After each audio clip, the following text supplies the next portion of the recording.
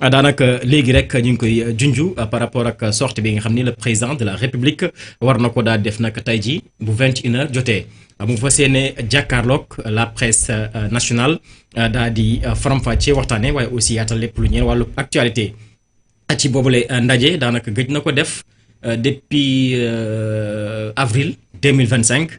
Donc tey mu fas yéene ko daal di defaat dina nekk loo xam ni lu am solo la mu war a àddu ci li nga xam ne nag mooy wàllu actualité sànq yaa ngi koy junj léegi am na point yoo xam ni daanaka boobaak léegi moom président gisagunu mu daal di si def li nga xam ne nag moo di ay leeral et je pense bien que tey dina doon li nga xam ne nag moo di occasion bi boobule rencontre mu fas yéene si daal di jàkkaarloog ki nga xam ne nag moo di El Hadj Assane Gueye bu groupe Futur Média Moustapha Diop groupe Walfadjri ak ki nga xam ne nag moo di Pape Alé Niang jiital RTS moom mi fas yéene modéré boobule rendez-vous alors Thioune lan mooy attente yi tey ci grande interview bi nga xam ne le président de la République fas yéene na ko daal def na ko tey ji waaw Sénégalais yi ñu koy xaar si lu bëri nag Ibrahima Thioune maa ngi lay nuyu Dame Baye alors xam nga lu ñuy xaar si président de la République lu bëri parce que réew mi dafa am lu ñuy tuddee ay enjeux ci yu bëri enjeux politiques enjeux économiques enjeux sociaux mu am aussi li xaar ci moom mooy les grandes orientations de son régime et les priorités de son régime maanaam ci yooyu orientation lan mooy priorité moom lan mooy priorité maanaam ci lan la nekk di dox nii ba ñu war a séntu fii ba 2027 2028 2029 ñu ñu yoxtu ne image tel secteur tel fii la toll waaye bu ñu dafay vision dans 3 ans nii la war a mel loolu mooy orientation ci biir orientation yooyu nga daal di jukki nga ne lii mooy gën a nekk urgent lii mooy gën a nekk priorité léegi quand je parle d'enjeu politique te xam naa loolu moo war a nekk ci kaw donte débat boobu mënoo ko esquiver mais les enjeux économiques supposons réew mi par exemple ci wàllum koom lan la ñuy yokkee le pouvoir d'achat du Sénégalais nan la ñuy fexe ba Sénégalais bi bu amee soxla mu faj ko bu koy soxla buy faj soxlaam aussi soxla soosu mu bañ a cher ba moom du am possibilité def ko muy lu ñuy lekk mooy lu ñuy naan certes prix changé wul yokkuwul mais dafa war a impacter poche Sénégalais bi Sénégal daf ko war a sentir voilà bu ñu la nee pain daf doon jar 175 ñu ne tegg na 25 bi da nga war a yëg tout de suite 25 boobu ñuy jëlee si mburu boobu wàññi ko bi nga ko desalee sa poche lan nga ci mën a jënd pour mu dugg sa kër waaw loolu mooy impact bi beneen bi mooy li ñu tuddee impact sociaux mooy courant te courant bi Sénégal aussi war nañu wax ak ñoom waaw des fois mu doy waar de waaw non sëñ bi Sénégal man comprendre ma seen oyofal boobu ngeen baal ñu xamul luy problème bi soo jëndee premier jour mois bi le premier le 2 di nga am lu bëri ci benn montant mais soo demee ba le 20 même montant bi dañ ciy wàññi lu bëri ni loolu vraiment duñ ko wax du wax Sénégal yi ne booy recharger mu ngi lay profiter wàññi bi mu ngi profiter nit ki ci weer bu njëkk ci premier jour du mois à partir yeneen fan yi su boobaa boo recharger mënoo bénéficier aussi wàññite bi mais yow nga ñëw wàññite rek et pourtant bu ñu demee ba ci 20 man je l'ai fait par expérience le 22 bii rechargé naa li ma doon fay même montant bi waaye mooy ma même kilowatt bi te loolu def naa ko au moins 3 fois te buñ duggee sama yëpp mën naa la ko woon mais loolu problème la moom loolu Sénégalais jooy nañ sama sonn te loolu da nga jàpp ne loolu poste Sénégal di ko yëg parce que loo war a def 5000 mu war a yàgg ay semaine mu war a yàgg selon yow matériel yi nekk sa kër d'accord nga dugal ci mu durée 2 semaines période jot nga dugal moo de sax 1 semaine te am même appareil yi la non problème la Sénégal suñ bi te yooyu problème la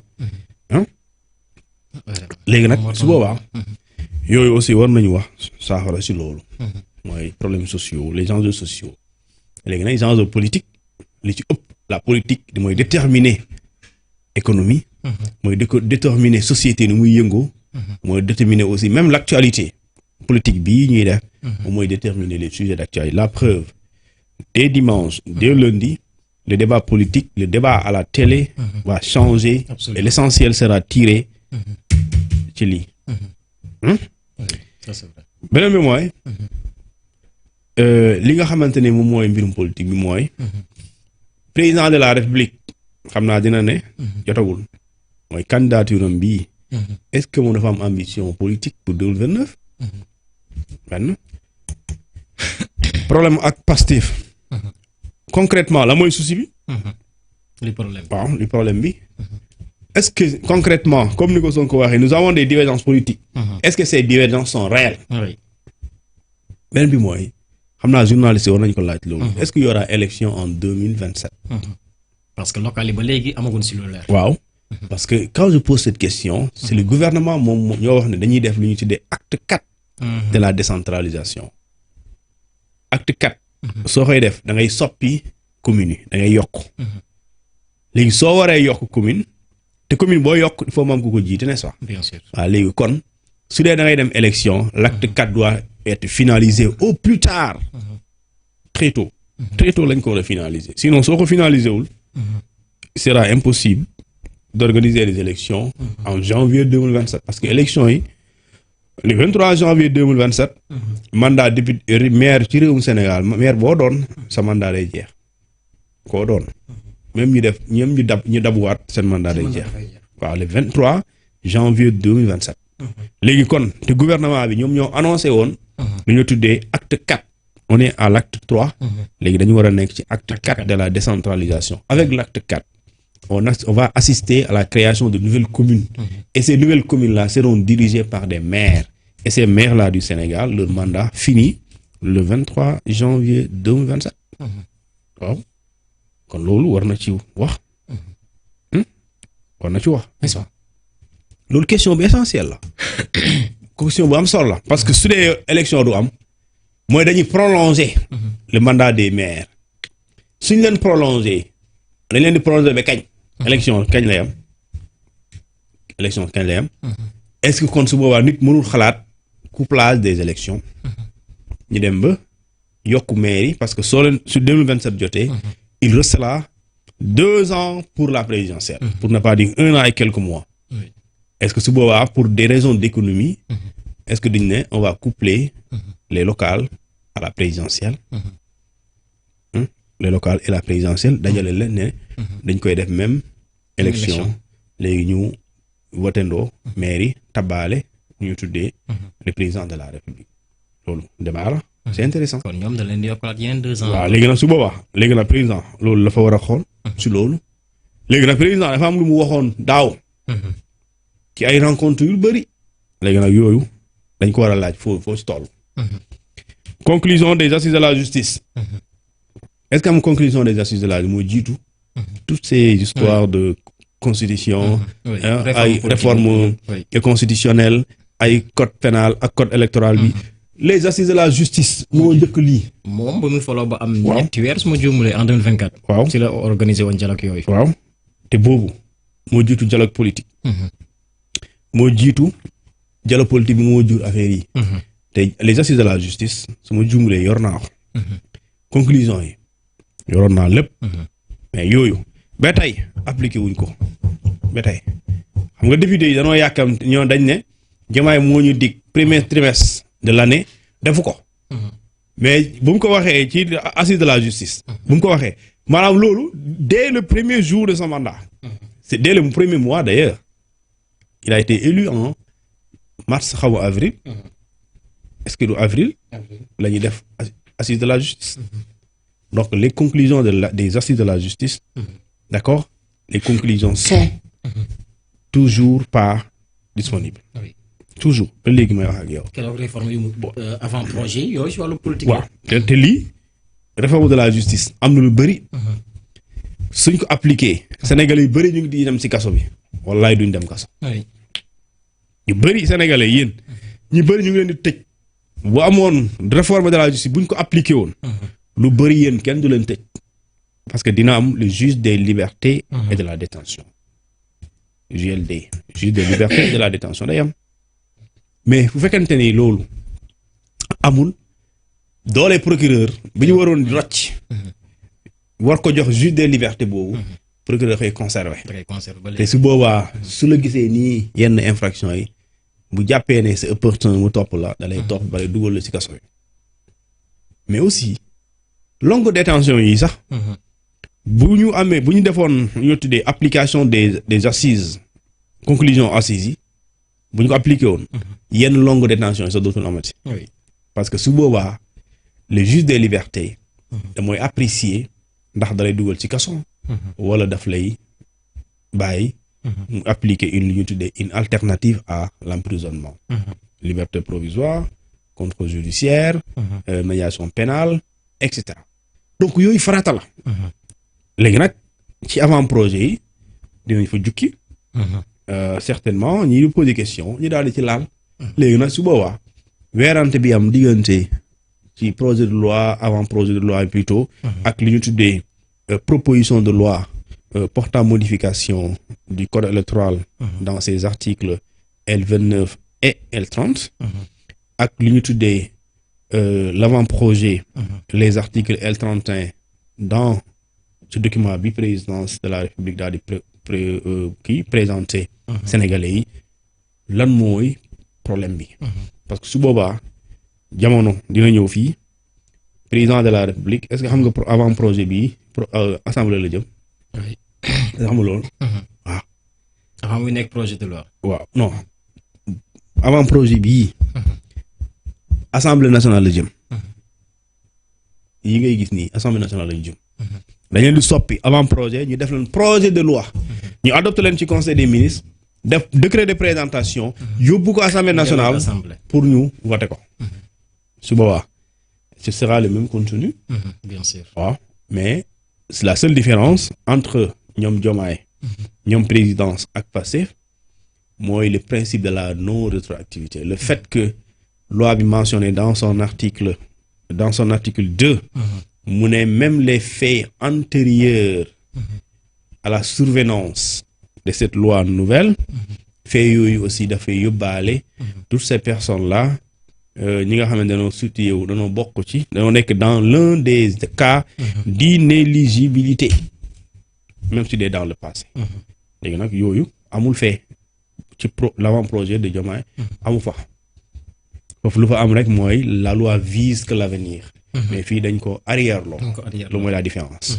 bu weesoo ñetti infraction yi ci dolli ay lu ñu tuddee mbirum terrorisme ay mbirum trafic ci wàllu médicament ak lu ñu tuddee traite d'enfants xam nga trafic d'enfants yooyu foofu la ñu wutee léegi nag su boobaa loi yooyu lii nga xamante mooy discours bi je pense que les journalistes sauront yëngal génnee teg ci table bi des questions pertinentes pour que le président gën a mën a jox matière sénégalais parce que boobu léegi nag bon c'est des questions sur Twitter sur Facebook communiqué conseil des ministres donc boobu léegi on n'a pas eu l'occasion de faire face au président de la République pour que mu wax sénégalais yi d'accord sa vision actuellement ses réalisations mais aussi les grandes orientations et surtout les priorités de l'État du Sénégal surtout les priorités farata bi lépp farata la lépp urgence la lépp lu baax la mais dafa am loo xamante ni moo gën a doon priorité. mais aussi su ko waxee dina am solo. oui mais aussi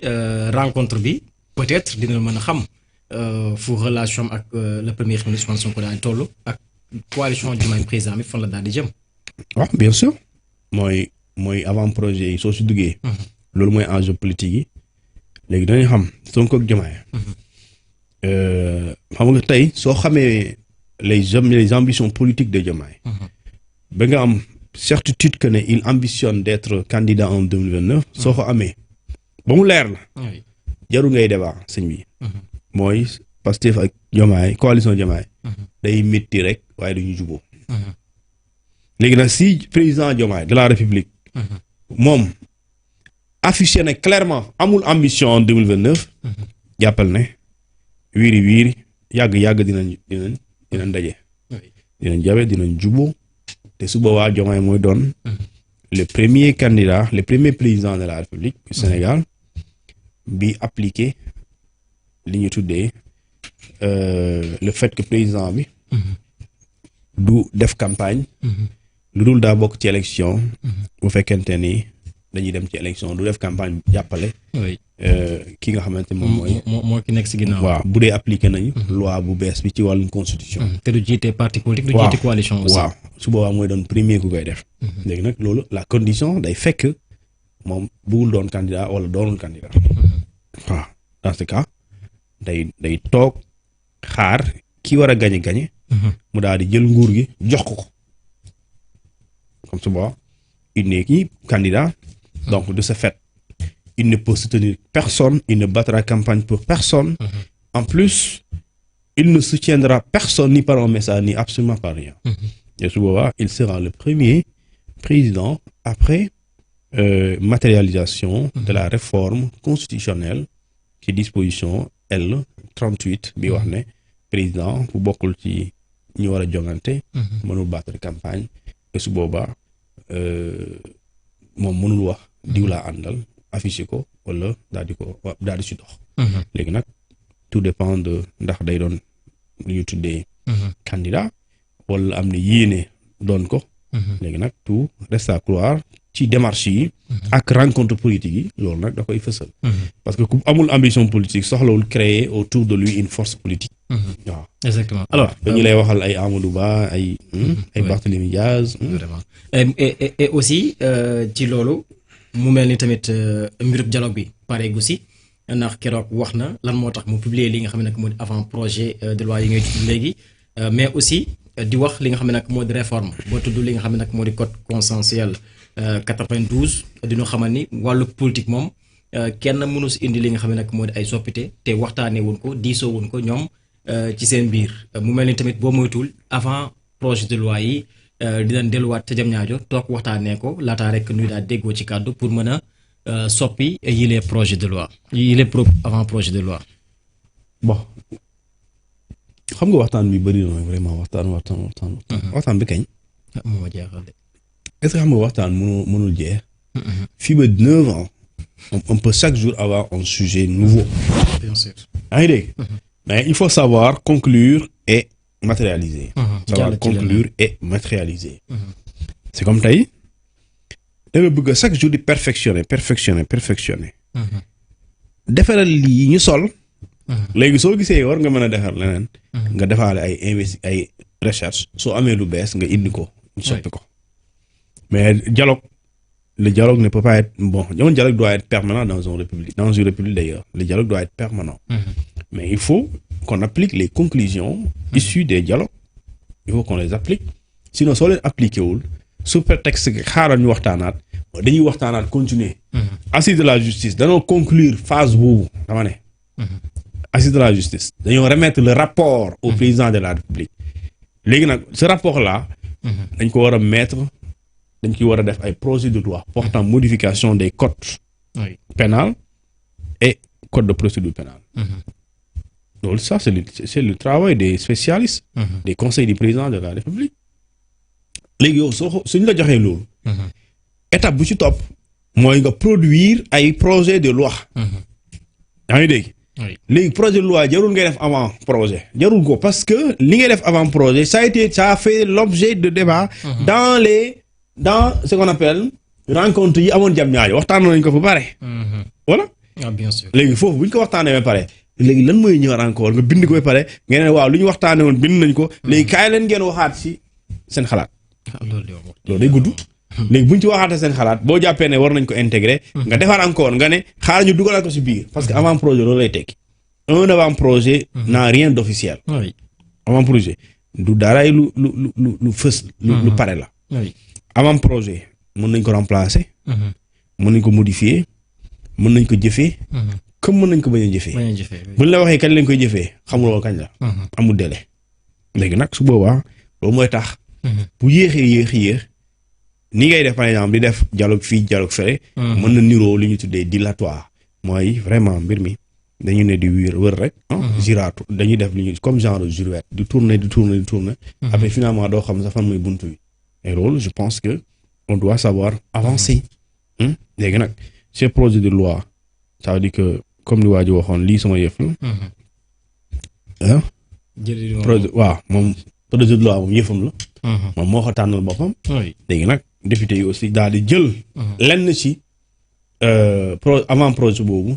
daal di ko faire voter. pour que ñoom même bu président yéexee fekk na ñoom ñu ngi toog di xaar donc c'est un peu ça. parce que est-ce que xam nga Pastef lu ñu def c'est un peu ça.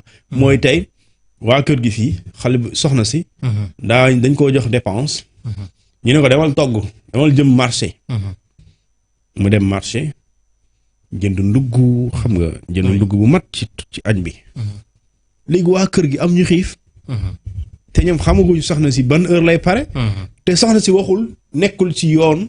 ba ñu xam ne kii dina pare voilà 15 heures. waaw ñoom ñu xiif ñu jël ci njàmb gi ci ndugg bi jël carotte xolli kii jël li ñu tuddee pataas. kii jël li ñu tuddee. manioc nag après ñu commencé di lekk ñu ne waa léegi ñun puis que kii moom vraiment ñu ngi koy xaar ci añ mu ngi toog fii di nelaw. wala mu ngi toog di waxtaan di seetaan télé. te ñun vraiment añ bi il faut ñu añ. léegi ñoom xamuñu kañ lay commencé ñu daal di jël di lekkantu. léegi comme ça pour calmer seen xiif. nga xamante ni moom bu paree wasalaam. bu parewul wasalaam. yooyu parce que léegi loolu lañ def politiquement. c'est de la réelle politique. oui bu réalité baax na bu deful baax l'essentiel mooy ñu def na waaw loolu la loolu mooy mënoon ñëw jël ci panier bi tibb ci loo xamante ne ñoom d'accord buñ ko lekkee seen biir dina dal waaye bu président indi woon bu soxna si toggoon añ aussi dañuy gën a suur. léegi nag terewul aussi tey bu toggee ça va bu toggul ça va. léegi parce que aussi si les projets passent ça va si il ne passe pas aussi ça va. ci li nga xamante ne moom moo leen gën a soxal mooy L29 ak L30. L30 waaw léegi nag loolu ci wàllum politique kenn mënu leen ko bañal. ça c'est de la réelle politique pour ne pas dire c'est de la haute politique waaw. en tout cas tu vas avoir beau dire ouais c'est taillé sur mesure mais quelle loi dis-moi quelle loi bu ñu def électricité amnistie dañ ko def pour ñan. pour les gens cités. envoyés en prison. léegi est-ce que ça a concerné les gens qui n'étaient pas en prison wala les gens yi nga xam ne toppewuñu leen dara. mais donc ça on sait il y a un groupe de personnes qu'on a ciblé. mooy ñuy topp ci kaso yi. ñu tëj leen ak ñi nga xam ne ñu ngi leen di wër wala jàpp nañ def nañ dara. waaw mais concerné wul ñi nga xam ne defuñu dara donc ce caractère boobu noonu est-ce que c'est général. c'est pas général. c'est pas général mais c'est pour un groupe de personnes. et ce groupe de personnes c'est bien connu mooy toutes ces personnes. envoyées en prison et d'autres recherchés wala d'autres sous le coup d'un mandat d'arrêt. ces gens-là léegi suba bu wàccee ñu ne la ñun ñëpp génn leen. cette loi a bénéficié à ces gens-là. léegi nag aussi su boobaa si la loi passe L29 L30. certes beaucoup waa Pastef mën na am ñu nekk ci Pastef mu arrangé leen. comme mën na am ñu nekkul ci Pastef dina la arrangé. waaw léegi nag su boobaa sax bugguma kii santaane moo ko waaye nag su wàccee aussi arrangé na ma de. genre yooyu la waxuma ko waaye ma ko waxal ma jël. ku ma ko waxal ma jël genre yooyu la. politique ñoo gën a xam lu ñuy wax li ñuy wax nii xam nañ ko. xam nañ ko moom. xam nañ ko bu baax a baax. dañuy def politique rek. xanaa kay des fois gars yi si boole ay yëfu nandite rek. alors Thioune keroog président de la République dafa daal di dalal les ambassadeurs de la paix. ci boobu la ndaje moom président Diomaye daal di am ci lu mu dikk par rapport ak fi ñu ko tegee.